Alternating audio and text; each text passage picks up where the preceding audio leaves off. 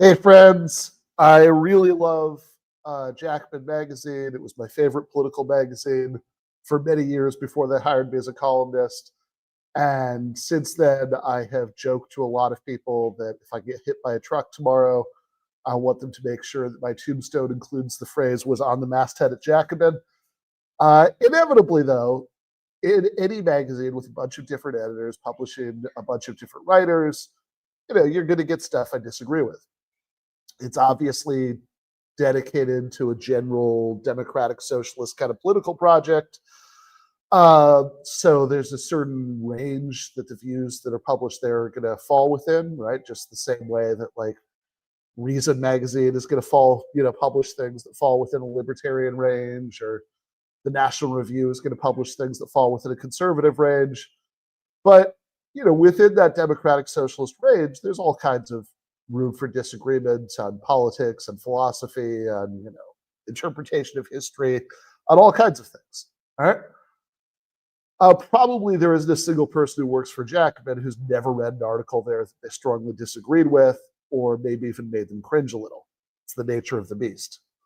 A magazine whose range was so narrow that nothing there ever made me mad would, probably be boring as shit, right? Wouldn't want that. But as perceptive viewers or listeners, if you're listening to the podcast later, will have probably guessed by now, I read an article there recently that I really hated, and I want to unpack why. Right. So this is an article that's called "Analytic Philosophy is a Dead End for the Left," written by Neil Vallelly, I guess. And obviously, just right there in the title, that's not going to be an article that I love. Analytic philosophy is the tradition that my academic training was in, and it's still my preferred mode of doing philosophy. Even if there's work outside of that tradition I see value in, which there certainly is. We'll get back to that later. I really value the clarity and rigor that, even if analytic philosophers don't have a monopoly on those things, I still think it can't be reasonably or honestly denied that those values are given a hell of a lot more emphasis in analytic philosophy than they often are in other kinds of philosophy. I mean, that much is just a fact. And I think that a lot of the kinds of theory that the intellectual left tends to love are really sorely lacking in clarity and rigor. I think the left could use way more analytic philosophy, in other words, rather than less. So right there in the title, you can see I'm going to disagree with this article, but my disagreeing with it is not really the issue per se. There are lots of articles in Jacobin I've disagreed with.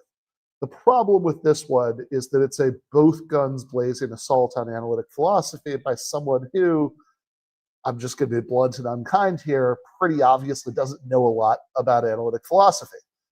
That might sound harsh, but we're going to go through it, right? Like some of the most egregious parts of this article, and then you guys tell me what you think. And look, a bad essay, about analytic philosophy being published in Jacobin might make me a little sad, but it's not that big a deal. The reason I'm talking about this is that I think Marxist theory needs way more analytic philosophy, not less. So let me see if I can make that case. But first, let's look at some of the weirder stuff in this article. So I'm not going to go through the entire thing. I mean, I don't really think it would reward going through the entire thing, but I do want to take a look at some of the strangest parts, and one of those comes at the very beginning. So Vallelly says, "It is so we'll circle back to that part, but this is the paragraph I wanted to start with. The term common sense has been central to analytic philosophy's hegemony in academic philosophy circles. It is a term that is sufficiently obvious but also usefully vague that it can be wielded to dismiss any countervailing idea without having to engage in any kind of argument." And I'm sorry, but what? What on earth are you even talking about? Here's a fun little exercise for any of you who have access to college libraries. Pick up the latest issue of any of the big analytic philosophy journals like Mind or Ethics or the Journal of Philosophy. Start skimming until you find, first, an example of the term common sense even being used at all.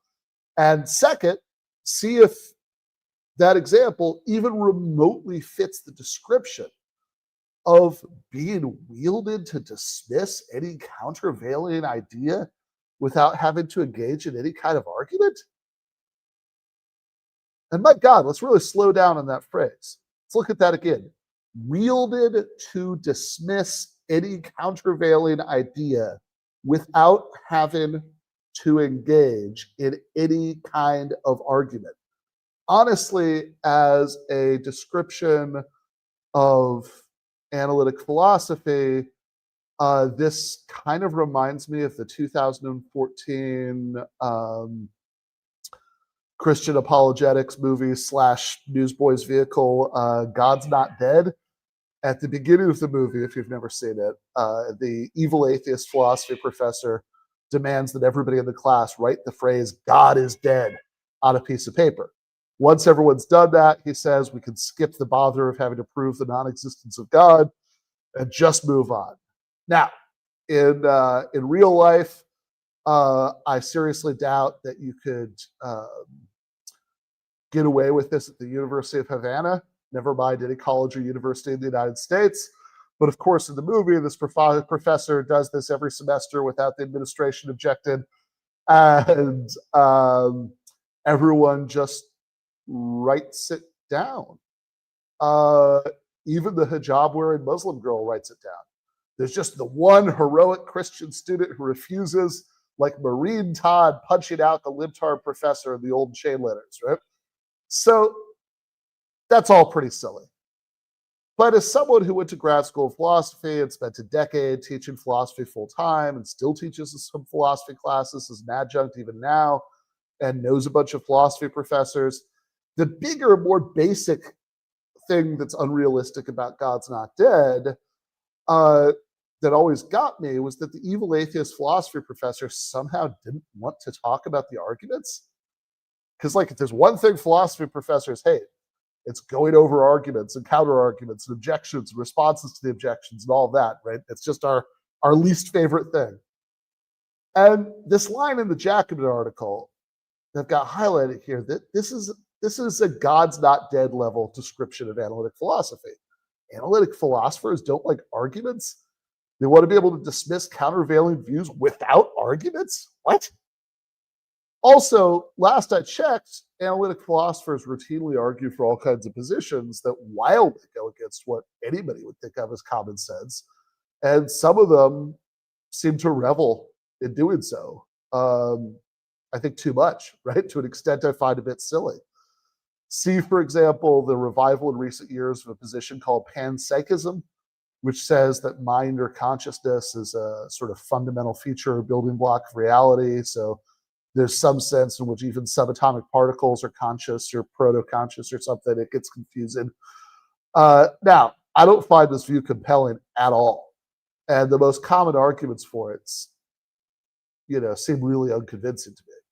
You can watch the episode I did like a year ago, I think, with Philip Goff, who's maybe the leading contemporary advocate of the view. And, he's a great guy. I liked him a lot when I interviewed him. I just don't agree with him about any of this stuff. And we spent a good chunk of the episode arguing about panpsychism. But my point is just, I don't think an academic discipline where common sense was treated as reigning supreme over everything, and where the term common sense, again, see how quickly you can even find that term used in philosophy journal articles. Not very often. But where the term common sense is wielded to dismiss any countervailing idea without having to engage in any kind of argument. I don't think a discipline like that would be one where stuff like panpsychism was treated as being on the table for discussion, like it is in analytic philosophy. Or think about the moral views of Peter Singer, who's one of the most famous analytic philosophers alive today. And again, I have a lot of problems with Peter Singer. But seriously, let's take a beat to think about his views. Singer has spent his career arguing that it's a mistake to think human beings have an innately higher moral status than non-human animals. He defends a right to infanticide in the case of babies born with certain kinds of extreme conditions, so they're not going to be capable of, being conscious, or if they are, they're going to be in great pain or whatnot. He thinks that any kind of luxury spending, basically, he thinks is immoral. That anytime you buy a bottle of scotch, instead of donating the money to famine relief charities, you're committing a moral crime. And whatever you want to say for or against Peter Singer's views on any of these subjects, they certainly aren't anything like what either Singer or anyone else, I mean, anyone, literally anywhere, would consider to be common sense. So this highlighted paragraph is just kind of baffling, like phoned in from an alternate universe kind of baffling. And then check it out. There's this whole 500-word section called Restoring Common Sense that's all about why appeals to common sense are so bad. But in the entire section, there isn't a single quote from any analytic philosopher actually using that phrase. In fact, the only reference to any analytic philosopher talking about common sense anywhere in this entire 3,000-word article is from literally 100 years ago. And Vallelly gets even that example wrong. So let's circle back and take a quick look at that one before we move on. It comes at the very beginning of the article. It's the opening hook. Vallelly writes, in his famous 1925 essay, A Defense of Common Sense, so congratulations, you actually found an analytic philosopher using the phrase common sense. You had to go all the way back to 1925 to find it, but you found it. Anyway, in his famous 1925 essay, A Defense of Common Sense, the philosopher G.E. Moore writes, there exists at present a living human body, which is my body. For Moore, such an utterance is an example of a truism that might seem so obvious that it's not worth stating, and yet state it he does. Moore's point is that there are propositions about the world that are completely certain, that cannot be refuted, and that are not simply dependent on the activity of the human mind. These propositions make up what we might call common sense. And then he goes into the paragraph that we were talking about before. The term common sense has been central to analytic philosophy's hegemony in academic philosophy circles. It is a term that is sufficiently obvious, but also usefully vague, that it can be wielded to dismiss any countervailing idea without having to engage in any kind of argument. And which, again, I know that's maybe the third time I've read that last paragraph, but good Lord, that's a weird paragraph.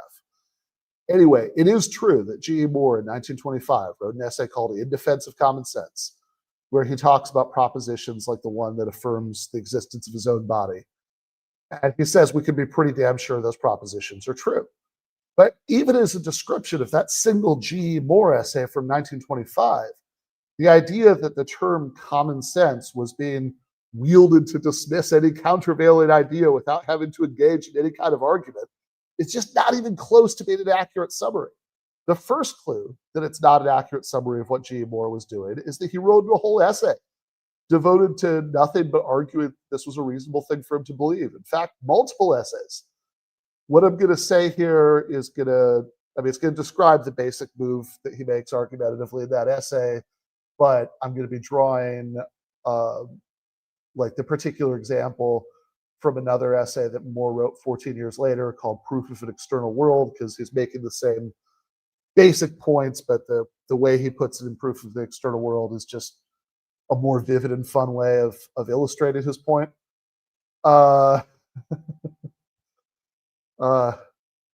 Matthias says, dang, sorry, I thought Ben was finally going to talk about body without organs. You know, I do have some Deleuze hot takes actually sometime, but that's going to be another episode.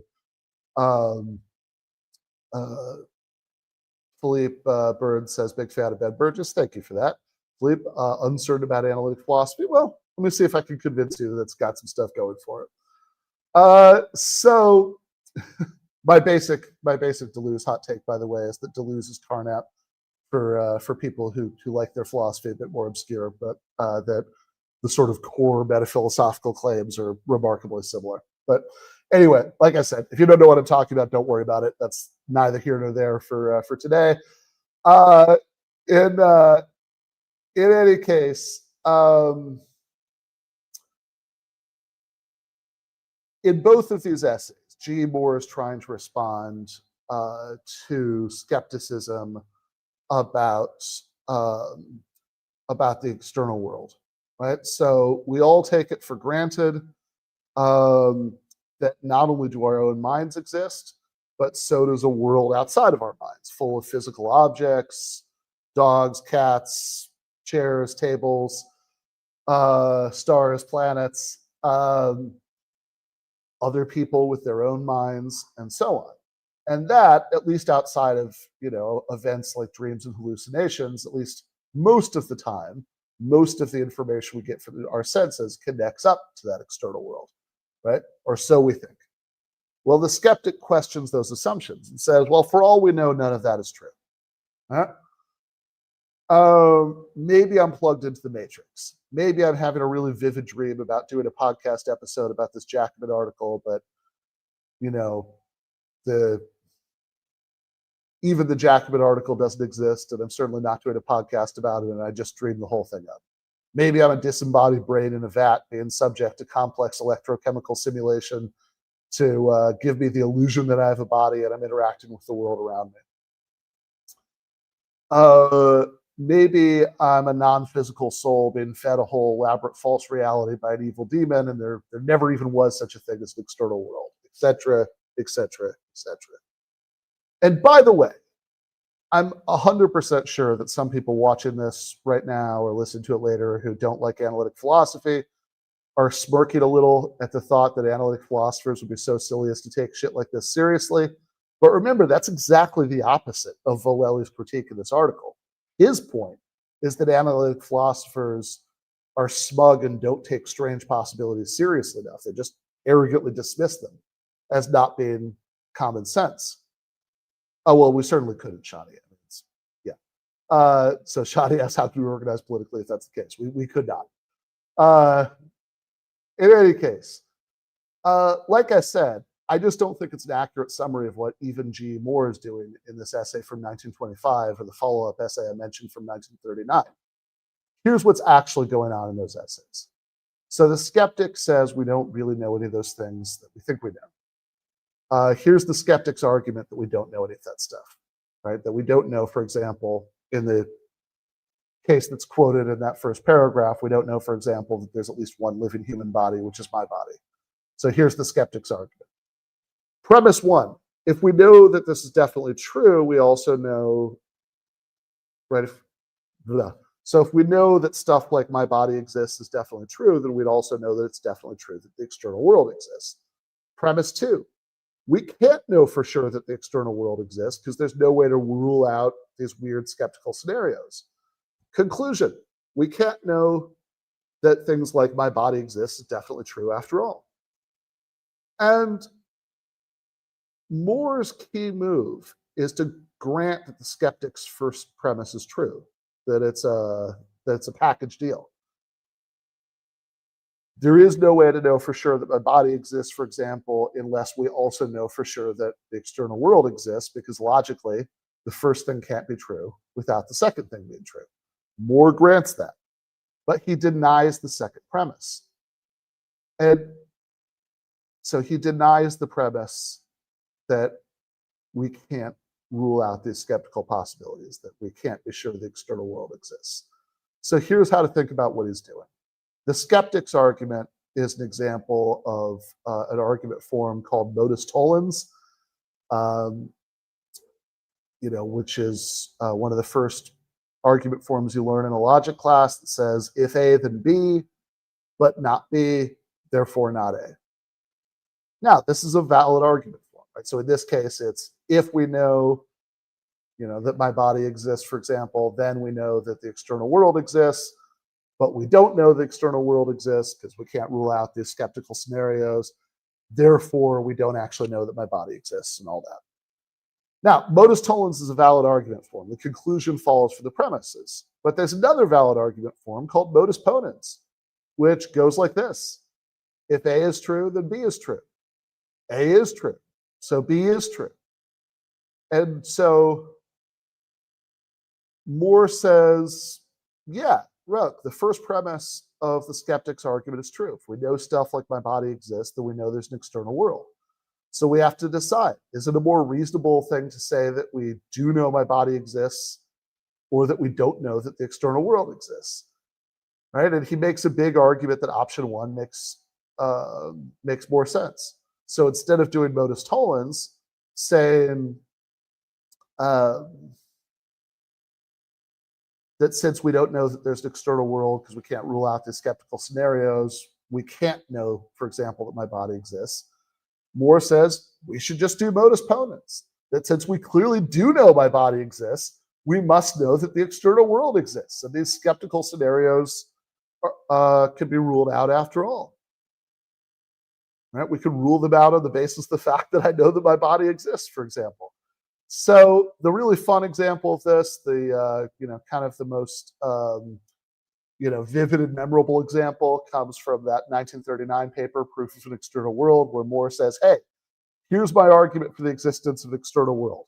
Here is a hand, here is another hand. Therefore, at least two external objects exist. And look, in my experience as somebody who's been around analytic philosophers for the overwhelming majority of my adult life, I can report that my sense, at least, is that most analytic philosophers in the year 2025 don't think this is a particularly convincing argument against skepticism about the external world. I mean, not that they're skeptics about the external world. They just don't think it's this easy to disprove it, even if it's kind of a fun challenge to try to figure out exactly what's wrong with Moore's argument. Okay. In any case, while we're on the common sense thing, it's, two more points about this.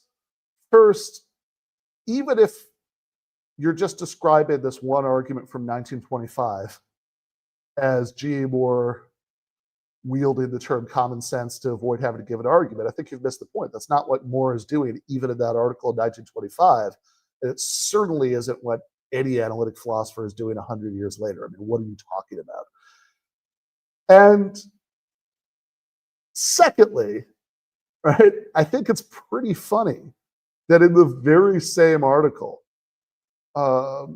where Vallelly is disparaging G. Moore for supposedly using common sense as a cudgel to shut down opposing ideas without arguments, and in fact, he uses that to somehow suggest that all of analytic philosophy 100 years after G. Moore is doing that.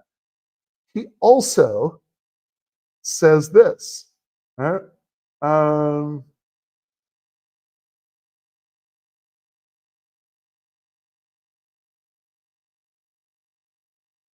When it comes to race, Schuringa illustrates, analytic philosophy has spent much of its time debating whether race really exists.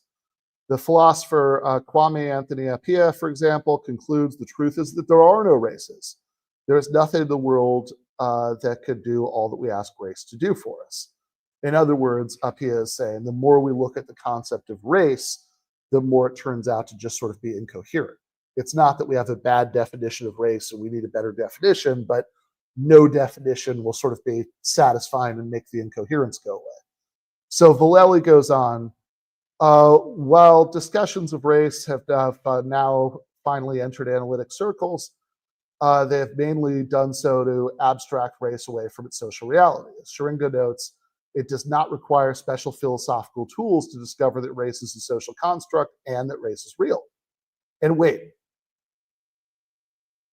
it's bad to use common sense to assert that your hands exist, but it's fine to use common sense to assert that races exist?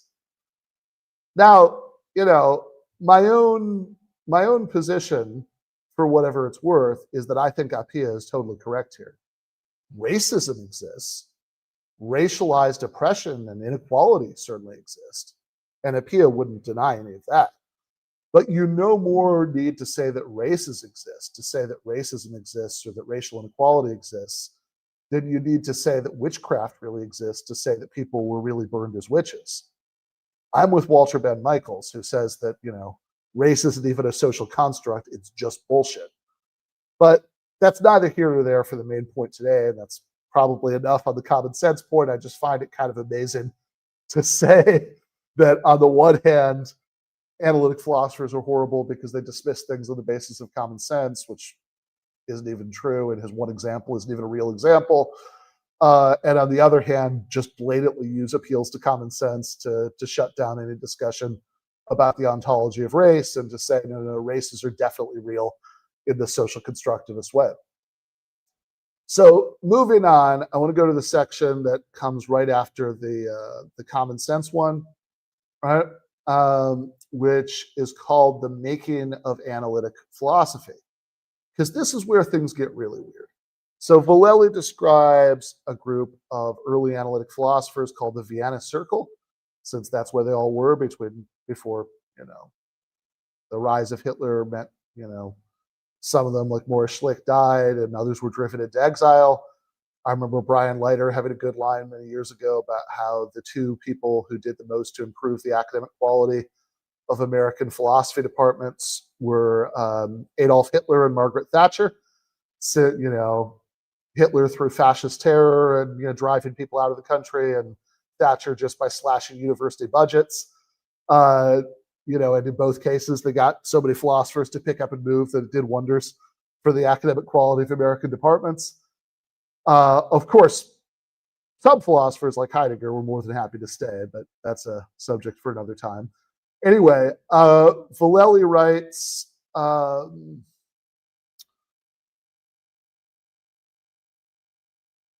in Vienna, logical positivism, which held that a statement can only be deemed true if it can be verified by empirical observation, spearheaded a much more wide-ranging revolt, not only against a prior intellectual tradition, but against, quote, the decadent ornamentation characteristic of the old Habsburg world, unquote.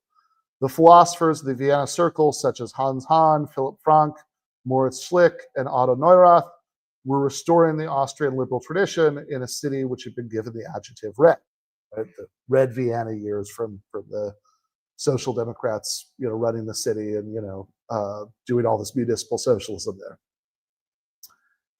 And wow, there were a couple of really big issues with this paragraph. First, the description of logical positivism is just wrong.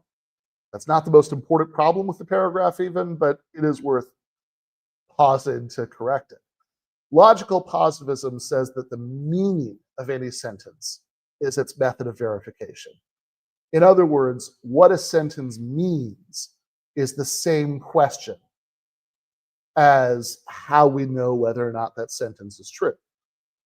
And they thought that some sentences, you know, but they didn't think that the only way to know a sentence was true was empirically. They thought that some sentences were self-verifying. In other words, they all believed in the idea of so-called analytic truths. For example, the sentence, all bachelors are unmarried, can obviously be deemed true without being verified by empirical observation. We don't need to send a field team out to interview a randomized sample of 1,500 bachelors to make sure they're all unmarried.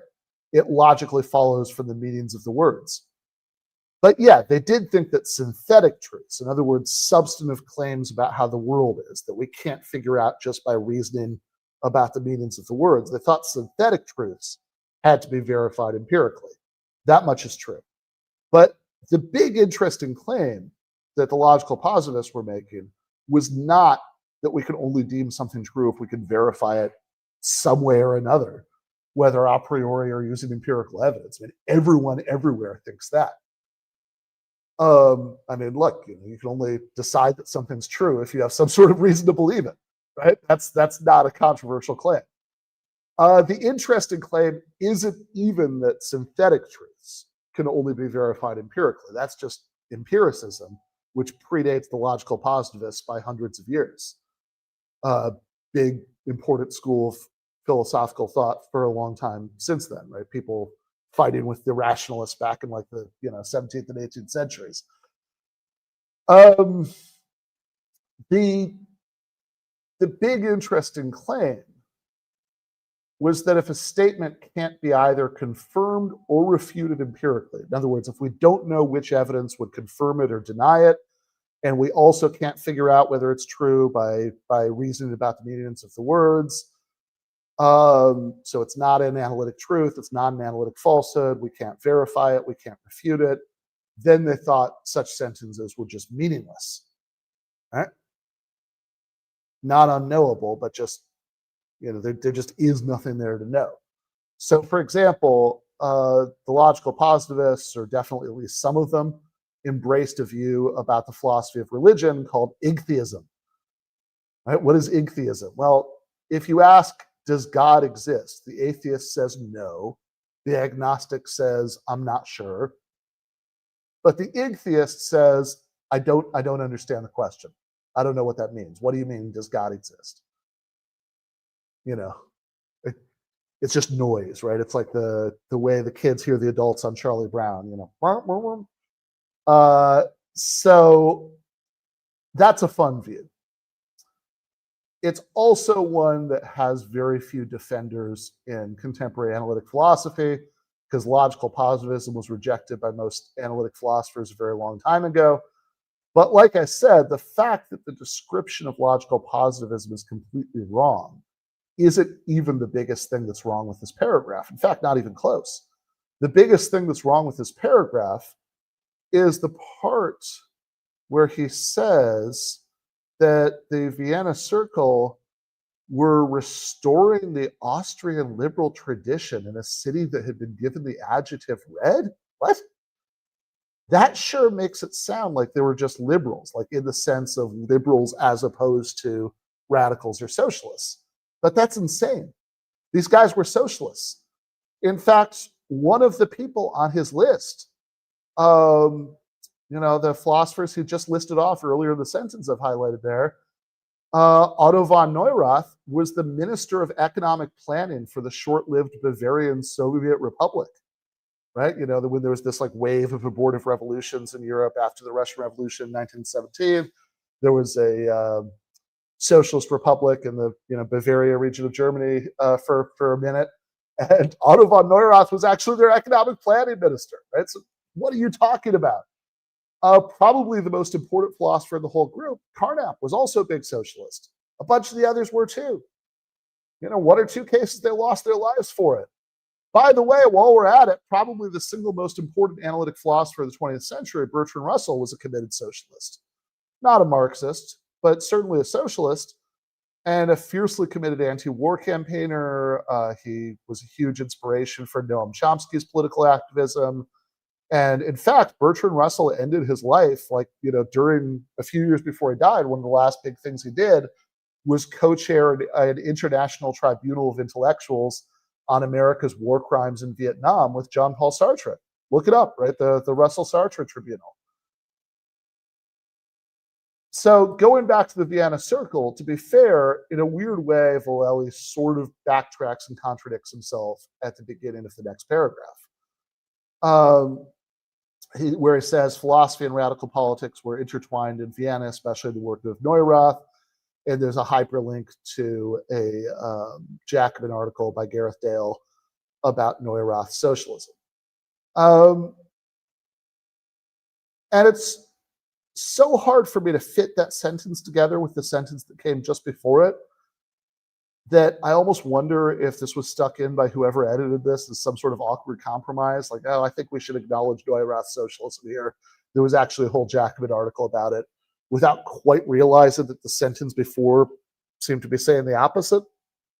But whatever. We haven't even got into the biggest problem yet. Let's talk about the part where Vallelly talks about John Rawls, because my God.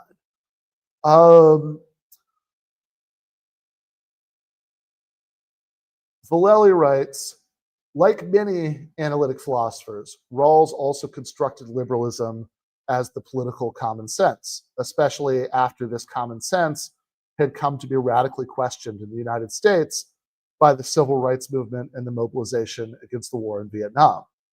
So, first issue, no, Rawls was not constructing liberalism as defense of political common sense. I don't think he would have bothered with all of those hundreds and hundreds of pages of not very easy to I mean, it's easy enough to understand. It's kind of a slog to read prose.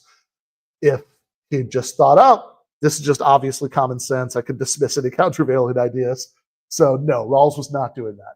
Second, most participants in the civil rights movement and the mobilization against the war in Vietnam were liberals, obviously. And it's worth pausing to note how strange it is that one of the early 20th century analytic philosophers Vallelly takes a few swings at in this article is A.J. Ayer. And it's true that Ayer was less politically radical than the Vienna Circle philosophers who influenced him. But also, Ayer was deeply involved in the movement against the Vietnam War. He was also a big campaigner for nuclear disarmament. So Vallelly seems to want to have it both ways about whether stuff like Vietnam-era anti-war activism was good and radical, right? Which it is when he wants to postulate it as like a reason for liberalism's hegemony shaking that, in his bizarre narrative is like causing Rawls to like push back in defense of liberal conformity against these radicals. Not what's going on in that book. But then when it comes to somebody like A.J. Ayer or Bertrand Russell, being involved in those movements doesn't seem to give them any political credit at all. I don't know. Maybe he just doesn't know that about A.J. Ayer. By the way, while we were talking about A.J. Ayer, it is worth taking just a second to tell the best story about him, which is he was at a party in 1987 with both Naomi Campbell and Mike Tyson. And Tyson, apparently seemed to be starting to try to force himself on Campbell, in a corner somewhere, and Ayer intervened. And as the story goes, Tyson said, "Do you know who the fuck I am? I'm the heavyweight champion of the world." And Ayer responded, "And I am the former Wickham professor of logic. We are both preeminent in our field. I suggest that we talk about this like rational men." And while all this was going on, Campbell slipped out. So you got to love that at least a little bit. Anyway, the Rawls thing gets much, much worse. Because first, Vallelly seems to have no clue that Rawls had actually moved to an explicitly anti-capitalist position by the end of his career. So, the book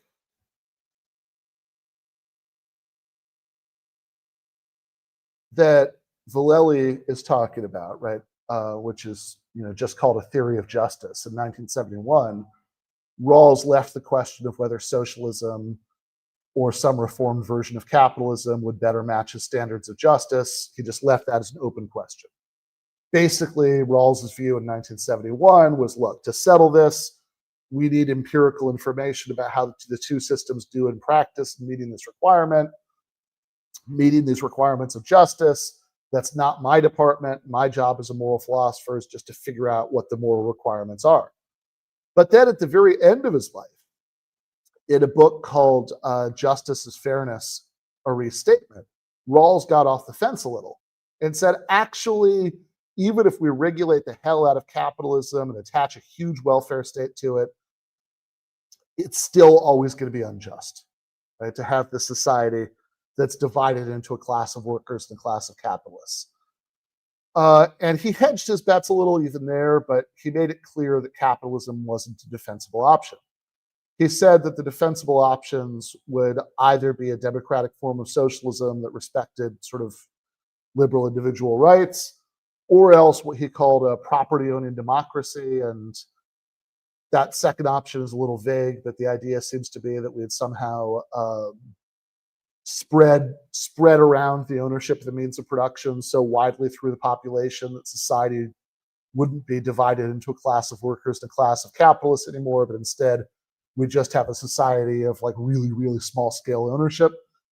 And by the way, something I've been pointing out for a while in different places is there's no reason for a Marxist, a historical materialist, not to sign on to the idea that, sure, either of those options could, in principle, count as justice.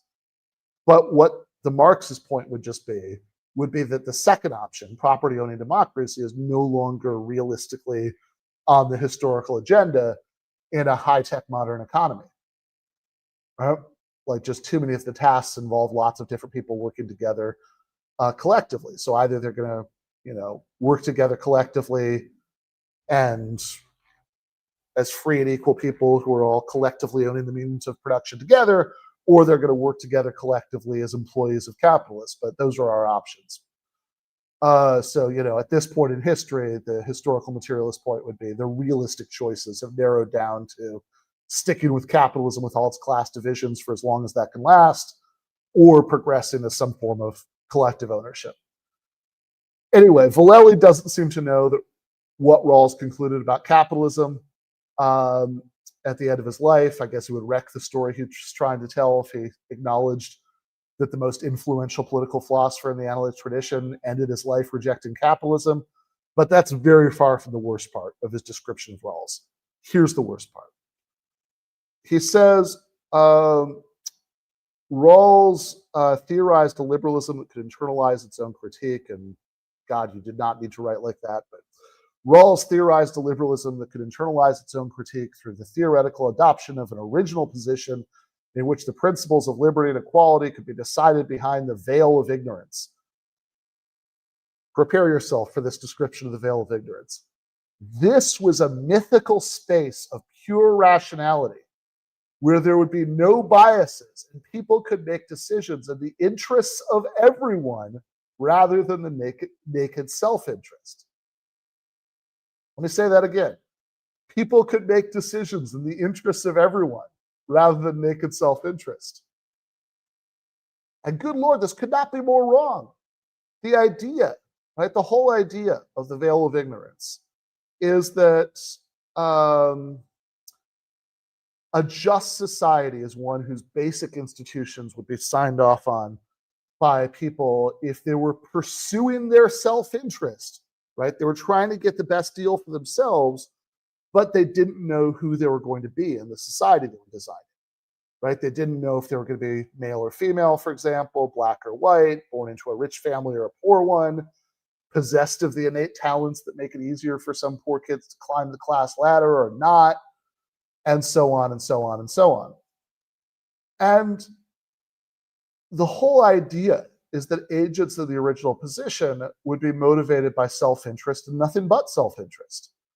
If you wouldn't sign off on something because you might be born into the wrong category, so it's safer at a self-interest level not to sign off, the idea is, well, that's a pretty good sign that the institutions are unjustly disregarding the interests of people who do belong to that category.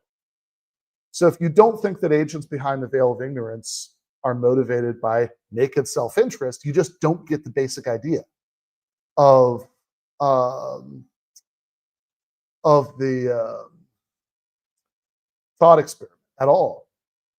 And okay, I've been complaining about this article for a very long time. I want to move on to the much better article that Jacobin published at the same time by Nick French, who's just generally great. So I should say that the article I've been complaining about is a review of this book, a social history of analytic philosophy by Christopher Schuringa. And Vallelly is basically writing from the perspective of, yup, Schuringa is right. He really nailed these guys. And by the way, anybody who's curious about the Schuringa book can check out the review of it that I published on my Substack by Matt McManus. This is actually one of my favorite pieces of McManus philosophy writing. Thoughts on Christopher Schuringa as a social history of analytic philosophy. And I've all three of these, right? The Vallelly, the French, and the McManus. I've put links to all three of these in the episode description if you're curious about any of them. But in any case, Jacobin published two battling reviews of the Schuringa book at the same time on Sunday. Like I said, the pro review was written by Vallelly, Neil Vallelly, and the con review was written by Nick French. Is analytic philosophy a class ideology? And he's going to say no, right? And I do want to talk about the Nick French one for just a few minutes before I get to what I think the whole exchange unfortunately leaves out, because I think everything that's in the French article is really good. There's just some stuff that wasn't covered. You know, he even told me that he was thinking about covering it, that he'd sort of addressed it elsewhere or whatever. You know, that all makes sense to me as far as why he didn't. But I still think it's an important thing that's left out of the whole back and forth. So we'll get to that. But the French article starts in a really fun way, right? So Nick starts out by saying in 1932, in one of the most infamous exchanges between what eventually came to be known as the Analytic and Continental schools, philosophy, the Vienna Circle's Rudolf Carnap delivered a withering critique of Martin Heidegger's approach to philosophy. In The Elimination of Metaphysics Through the Logical Analysis of Language, Carnap charged that Heidegger's profound-sounding statements about the nothing were actually nonsense, confused attempts to use language in ways that do not actually convey any meaningful information. Some view Carnap's attack on Heidegger as a symptom of the former's narrow-mindedness or the poverty of his logical positivist conception of language and meaning. Others view it as a more or less deserving critique of a writer who is more windbag than philosopher. But there is a political dimension to this episode, too. Carnap, along with other members of the Vienna Circle, was a socialist who eventually fled Nazi Germany. Heidegger was a supporter and even briefly a member of the Nazi Party. And, by the way, some people try to downplay Heidegger's Nazism, but, read his, black notebooks that have been published more recently. It's, even read the stuff like that. We did an episode once on the show where we read these aloud, right? Heidegger's exchange of letters with Herbert Marcuse after the war, where Marcuse is like, how could you have possibly supported Hitler? And, Heidegger basically just does a lot of whataboutism. So in any case, Nick writes, for some who side with Carnap in his hostility to Heidegger's proclamations about nothingness, this is not just a coincidence. Heidegger's sympathies with fascism in this view were essentially bound up with his foggy romantic philosophizing, while Carnap's clear-headed, more science-friendly approach naturally goes hand in hand with a progressive political outlook. At least this is a flattering story that analytic philosophers with left-wing sympathies who think of themselves as intellectual descendants of Carnap might tell themselves. And his point, and it's a very nice, subtle kind of way of making the point, is that if you're like a continental philosophy person, you're just bristling at the last couple of paragraphs, which would actually be fair, right? Right? And you think this would be way too simplistic a story, right? Analytic philosophy, left-wing and bad, right? Continental philosophy confused and lended itself to reactionary obscurantism, analytic philosophy, left-wing and good, continental philosophy, bad and obscurantionist and lends itself towards reactionary nonsense. If you think that's too simplistic a story, which you should, because it actually is too simplistic a story, then you should realize that the opposite story that Schuringa and Vallelly are trying to tell is equally simplistic and silly.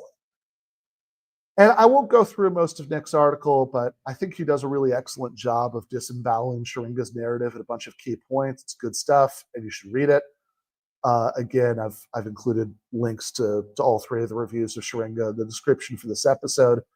I'll just give you one really small sample of sort of French's response to Schuringa in this review before moving on. So he says, in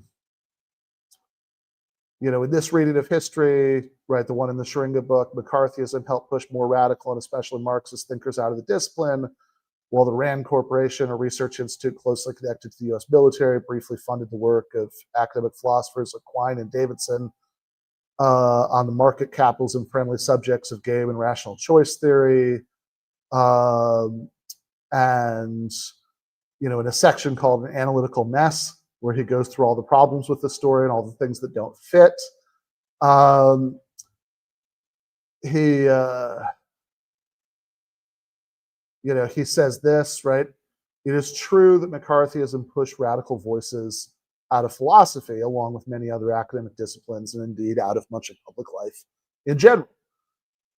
Ironically, Schuringa illustrates the effects of McCarthyism by recounting Angela Davis's ouster from UCLA's heavily analytic philosophy department for her political stances. Yet, as Schuringa himself recounts, Davis landed the job in the first place in part thanks to the efforts of leading analytic philosopher Donald Davidson. And her departmental colleagues at UC Davis fiercely opposed her firing by the university. Why should we take any of this as evidence for analytic philosophy's special or essential conservatism? And honestly, I think this is Nick putting it pretty politely. In general, I think his article is a pretty devastating corrective to a very silly narrative. And the way he ends the article is also worth quoting. Right? He makes the point that these little narratives about analytic philosophy being essentially empiricist or essentially tied to bourgeois liberalism or blah, blah, blah, are basically absurd for a really sort of simple reason, which is the first thing you notice if you ever spend time around two or more analytic philosophers is that they'll disagree with each other about everything, right? From epistemology to metaphysics to politics to whatever. Right? The idea that this is a school of thought defined by shared views is just kind of a fundamentally goofy premise.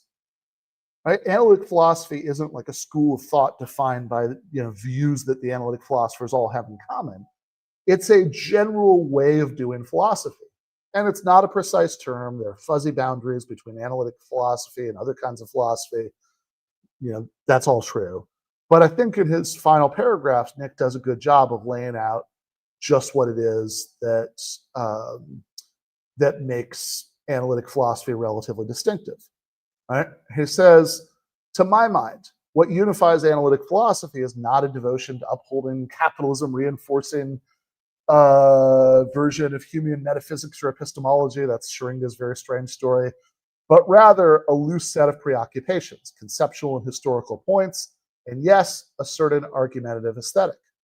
These derive in part from early British empiricists like Hume, as well as later thinkers like the great utilitarian philosopher Henry Sidgwick, but also from Descartes and Kant and American pragmatists like William James and John Dewey, and increasingly others in the German idealist tradition, including Fichte, Hegel, and Marx. Analytic philosophers are often dogged in their application of conceptual distinctions, in their insistence on regimented argument, and in the attention they grant to individual experience and individual agency. These, I think, are all intellectual tendencies the left would do well to adopt. Analytic philosophy can also, as Schuringa complains, sometimes be annoying in their insistent demands for clarification and proud ignorance of other disciplines. Still, there's nothing to be gained from writing off a large, varied, and occasionally brilliant body of work with an ill-drawn caricature of it as shallow bourgeois ideology. And I think that's pretty much exactly right and very well put. And this is probably a good time to add that I think there are plenty of non-dumb criticisms you can make of analytic philosophy. Vallelly, not to put too fine a point on, doesn't make any of them, but there are plenty of non-dumb criticisms you can make of analytic philosophy. This is the third time I've said this in this episode, but I'm sure people will still find a way to miss that I said this. I find plenty of value in some much more continental philosophy. Like Slavoj Žižek has been a guest on this show, like a dozen times over the years. I love that guy. Russell Sabriglia is certainly a very continental kind of theorist. He's been one of the more regular philosophy guests on the show. Matt McManus is certainly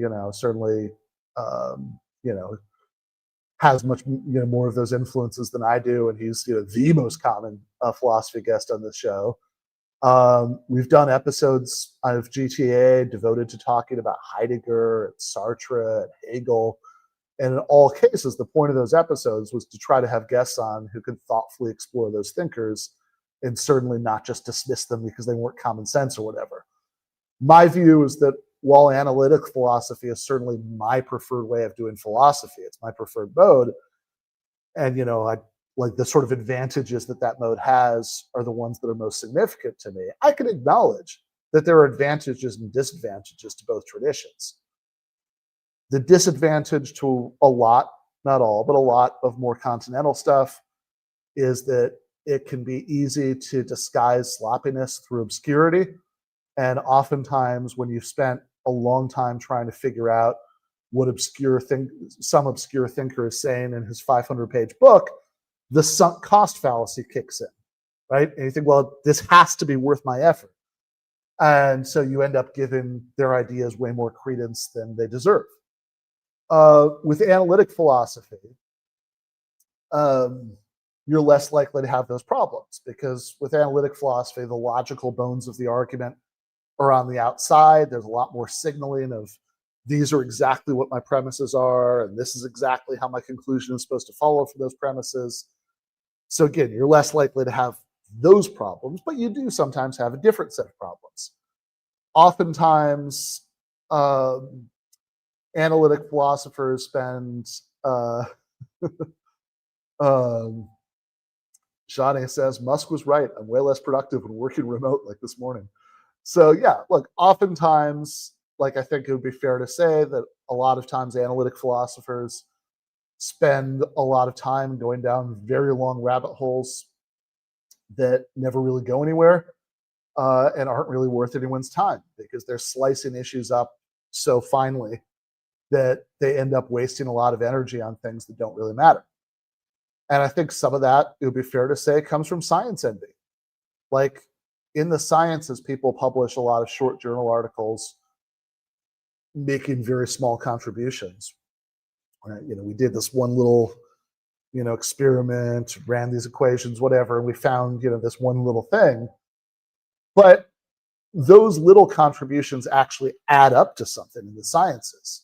Whereas when philosophers try to follow suit and end up spending all their time writing little journal articles, making insanely narrow little points about insanely narrowly divided up issues, it really just doesn't add up to anything in the same way because just philosophy doesn't really work that way in the way that science does.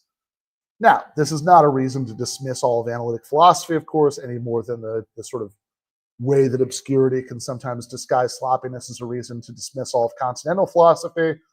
But it is a reason to be a little picky about which analytic work is worth your time and which isn't.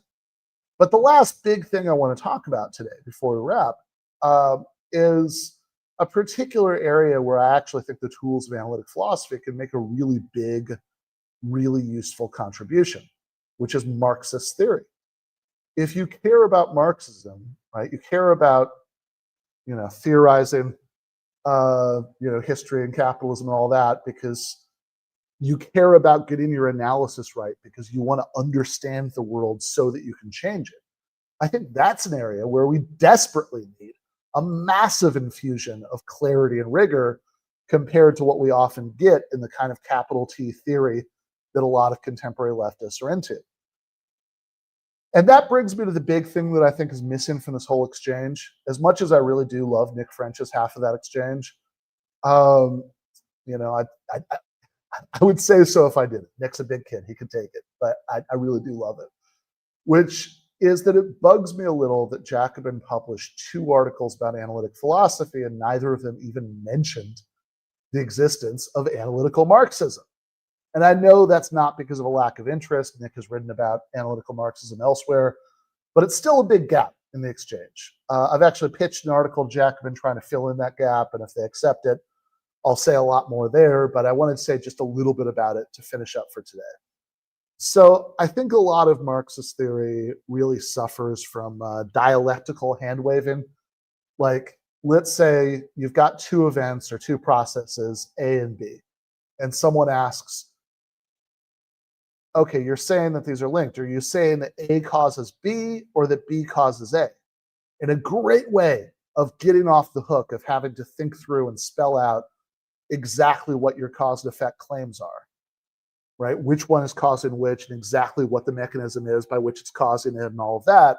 A great way to get off that hook is to say, oh, they're interrelated dialectically, which sort of sounds like a claim that each one causes the other exactly as much as the other causes it, but it rarely comes with any sort of real explanation of exactly how that's supposed to work.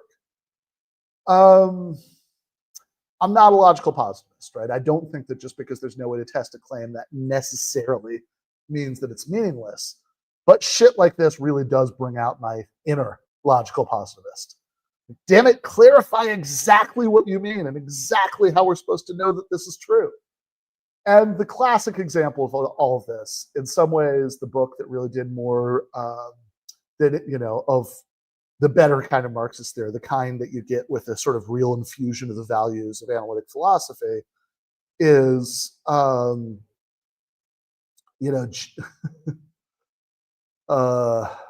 might very well think that, Matt, I couldn't possibly comment, is G.A. Cohen's, classic 1979 book, Karl Marx's Theory of History, A Defense. So Cohen grew up in a Communist Party of Canada family, and, he became disillusioned with the USSR in the sort of way a lot of, socialist intellectuals did in the 50s and 60s, but he retained his core Marxist and socialist convictions. But he was also trained as an analytic philosopher. He studied with Gilbert Ryle, and he brought that training in sort of carefully and rigorously thinking through conceptual distinctions and arguments to the task of interpreting and defending Marx's historical materialism. It's not a perfect book. I've got my reservations about this and that part, but I think it's a really brilliant book. And Cohen is right about just way more than he's wrong about. And honestly, I think he's right about way more than most of his critics are right about, even the critics that I usually like. So he doesn't do dialectical hand-waving about everything causing everything, but just forthrightly defends the most sort of orthodox version of historical materialism, where we're saying that the level of development of the forces of production is upstream of which kinds of relations of production you have, right? Do you have lords and serfs, or masters and slaves, or capitalists and proletarians, or what? And that this is in turn upstream of any society's legal and political superstructure. And a lot of the joy of that book is just Cohen being very, very careful about prying apart the different shades of how much people might, of how people might interpret some concept and the advantages and disadvantages of each of the possible interpretations. Like, this is a very small example, but he has a great explication of the definition of a proletariat, of the proletariat, where part of what's taken to define that class in Marxism has been not owning their own means of production.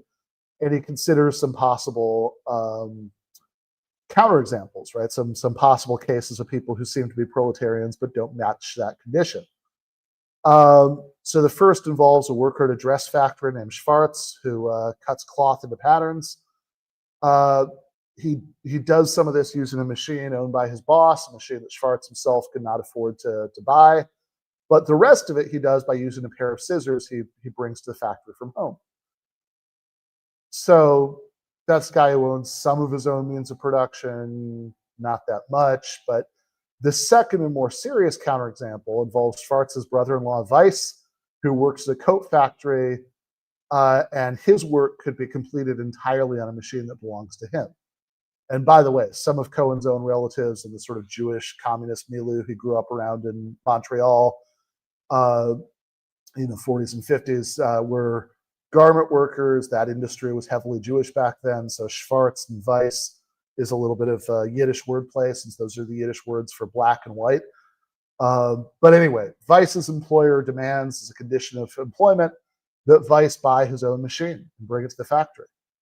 Perhaps the only reason Weiss labors for the boss at all, rather than striking out on his own as a small businessman, is that he lacks the boss's business connections, but whatever, that's enough. So he does it. He submits to this arrangement.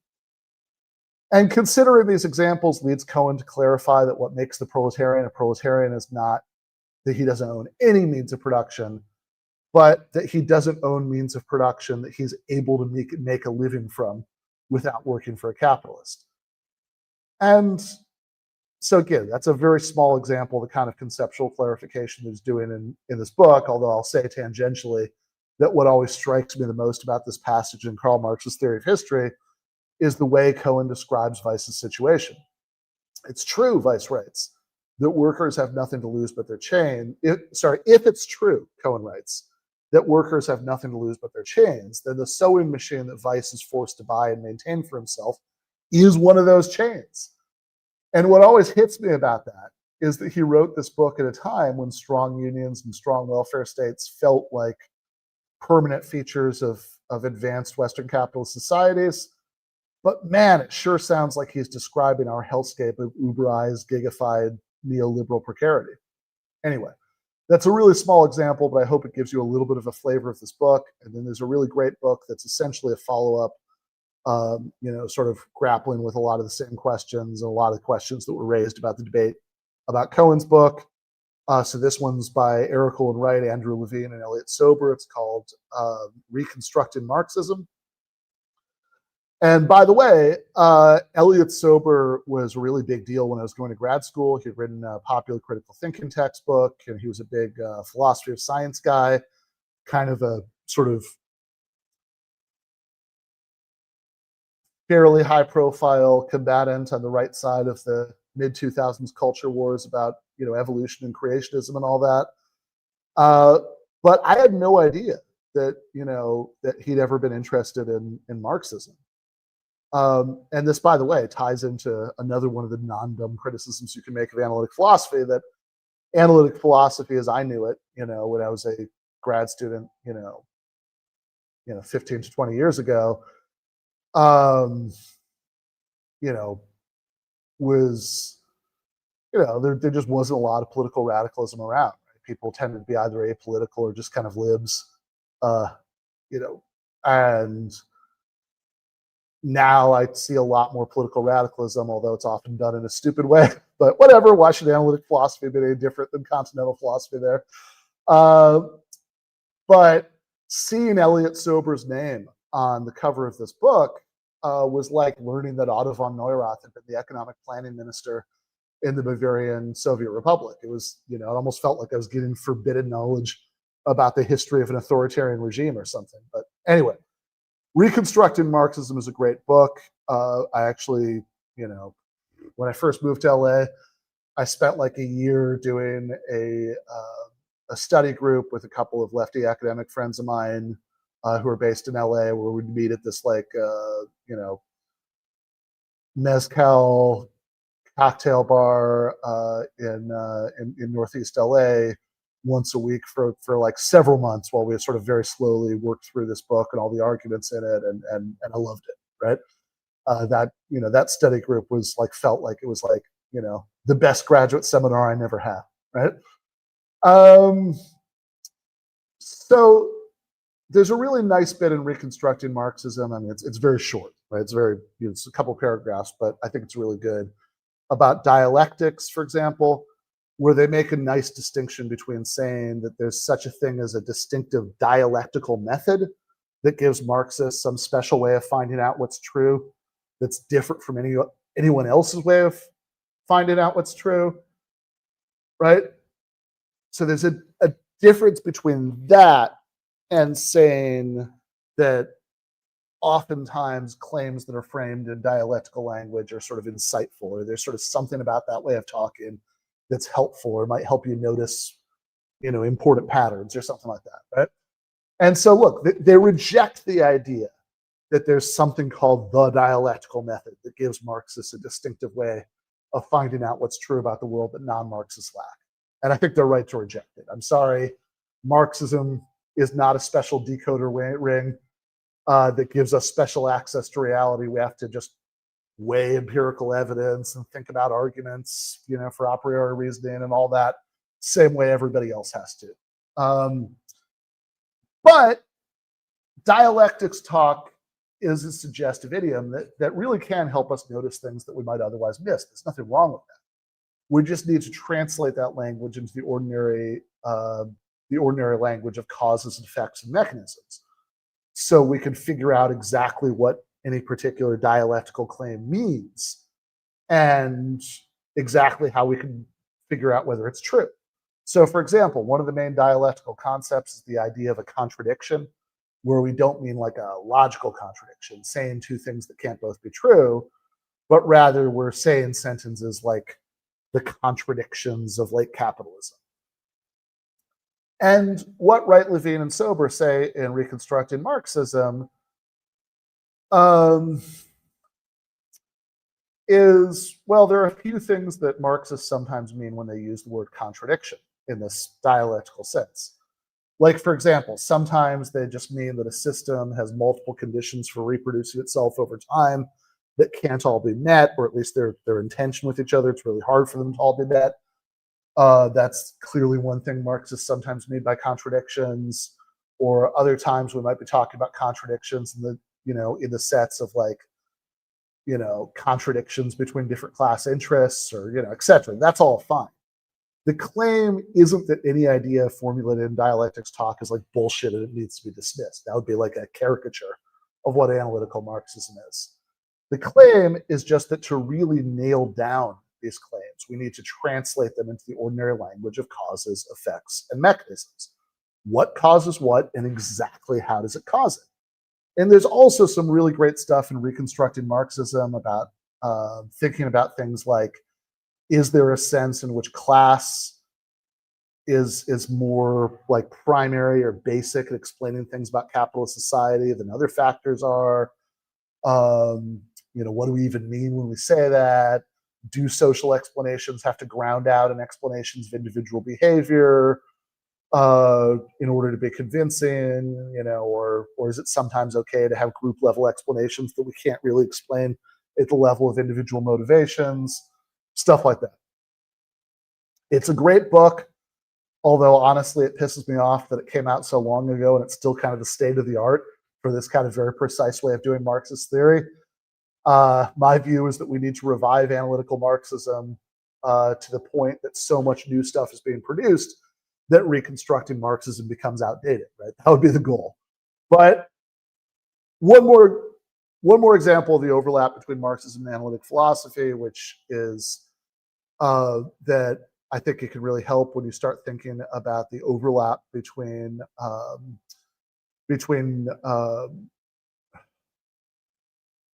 like sort of analytic moral philosophy and thinking about the socialist values that motivate Marxists.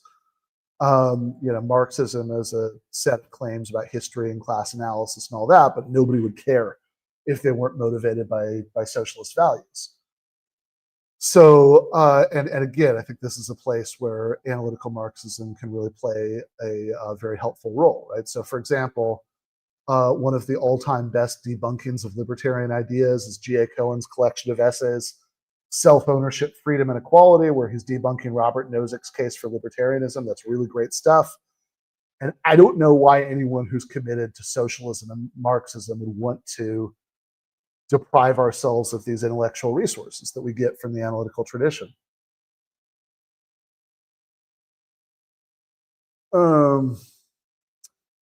Yeah. This is very true. There's a point in the Nico makes in the chat that Althusser has this interesting overlap with analytical Marxism, even though he's sort of a very continental sort of Marxist. where he rejects the idea of dialectics as a special way of knowing. So yeah, I think that's really true. I think that's an important point to make in terms of these not being like sort of sharp boundaries and there being sort of interesting overlaps here and there. But yes, I agree, Dre. It'd be very cool if we actually did have the decoder rings. Parsons says, sounds like the beginning of a song, that study group meeting in a bar in East LA and study Marx. All right. So one last point about all of this. Sometimes I'll see people complain about analytic philosophy on the ground that sometimes analytic philosophers talk about intuitions, and they don't like that, right? So when I was complaining about the Vallelly article on social media, I even saw a couple of people sort of defending or half defending what he said about common sense by saying, okay, maybe analytic philosophers don't typically use the phrase common sense. They certainly don't wield it as a cudgel in order to dismiss countervailing ideas without any sort of argument. But saying that it really is kind of true that the way analytic philosophers will sometimes talk about intuitions kind of plays that role of like an appeal to common sense. But I think even this is a misunderstanding. Saying intuitively blah, blah, blah is true is just a way of saying, well, blah, blah, blah seems to be true. In other words, what you're doing when you say that is you're admitting what your starting point is. All arguments have starting points. It's silly to pretend otherwise, right? You can never reason infinitely backwards, right? Like, well, this is my reason for thinking this is my reason to think that, that's my reason to think that, that's my reason to think that, right? Like, you're always reasoning from starting points, some sort of impression about how things are. We always start from some stuff that seems to be true and then reason our way to new conclusions. But that doesn't mean that those initial premises are set in stone and nothing can ever dislodge them. What Rawls calls reflective equilibrium is the best way to think about this, that we can have clashing intuitions and then you have to have it out and figure out, okay, if this seems to be true, but also that seems to be true, and they can't both be true, because once we sort of reason out all the consequences, we realize that we can't have both, then we need to figure out, okay, is there a way of keeping both after all? If not, we need to decide which one we're more sure of. Maybe there are other things that also initially seem to be true that could help us decide between them, and etc. And look, I think the reality is that this is the only way that anyone has ever really reasoned about really basic questions, whether or not that's what they think they're doing. I mean, if we can't settle it, with empirical evidence, and even then, I mean, it's like we have to have some sort of basic epistemic intuitions about like empirical evidence, being something that connects us to external reality and etc. Right? So, given that we're all inevitably, appealing to intuition at some point in our arguments anyway, I mean, my view is just why not be honest about it? If anything, what philosophy is good for, right? Since philosophers aren't any better than anybody else at sorting out the empirical facts, what philosophy is really good for is helping us figure out the conceptual options. Like, well, if you believe this, then logically you would also need to believe that. And obviously, sorting out what the conceptual options are, right? What are the sort of different package of views that hang together and make sense together? That's not everything, but it is something. And again, I think clarity and rigor in sort of sorting out the conceptual options is something I think the kind of Marxist theory I see a lot of in 2025 could use just a hell of a lot more of. And with that, since this has already been an absurdly long episode for these morning episodes of experimenting with, that this one has gone on way longer than any of the others have this week, I think I will leave it at that. Tomorrow, I figured we'd end out the week with something a little bit light and fun. So I think I'm actually going to watch Zoran Mamdani sparring with the ladies on The View and comment on that a little bit. So that is coming up at the same time slot tomorrow. We're going to continue to experiment with this time slot. That's 11:30 a.m. East Coast, 8:30 a.m. here on the West Coast. I will see you guys then. Left is best.